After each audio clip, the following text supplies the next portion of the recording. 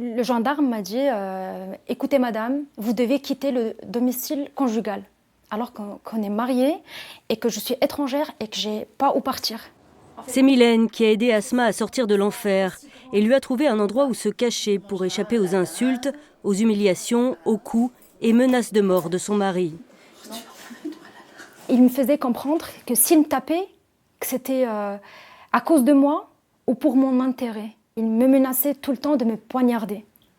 Lorsque les gendarmes la sollicitent, Mylène répond toujours présent et elle met tout son cœur et sa détermination pour venir en aide aux femmes victimes de violences conjugales.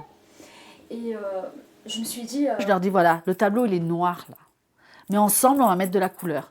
Donc à chaque fois qu'on fait des démarches et que ça réussit, on met de la couleur sur notre tableau. Parce que c'est qu'un parcours de combattants qu'elles ont. À chaque fois elles ont des embûches et il faut qu'elles sautent, il faut qu'elles sautent et il faut qu'elles sautent. Donc moi si vous voulez, je les aide à se soulever. Dès qu'elles sont en bas, je suis là, je les relève. Mylène a créé son association il y a 10 ans.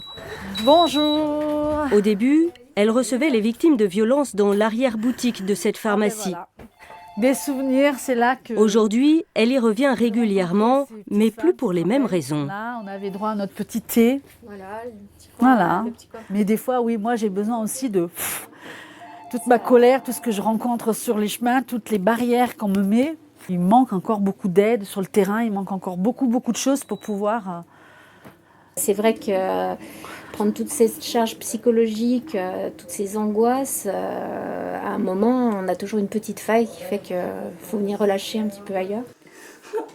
Car Mylène s'investit à fond, bénévolement, pour accompagner chacune des femmes qu'elle suit dans leur démarche auprès des assistantes sociales, des avocats ou même des forces de l'ordre, afin que leurs droits soient respectés.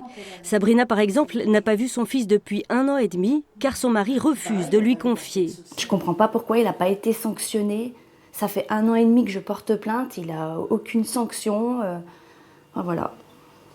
Et pourquoi vous n'avez pas porté plainte quand il vous battait, quand il était violent avec vous? Parce que c'est la honte.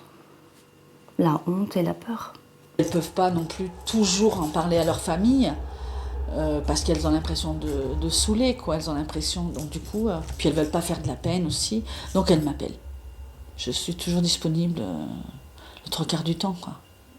Rien que cette année, avec sa bonne volonté et le soutien de l'avocate de l'association et d'une psychothérapeute, Mylène a aidé 36 femmes victimes de violences conjugales à se relever.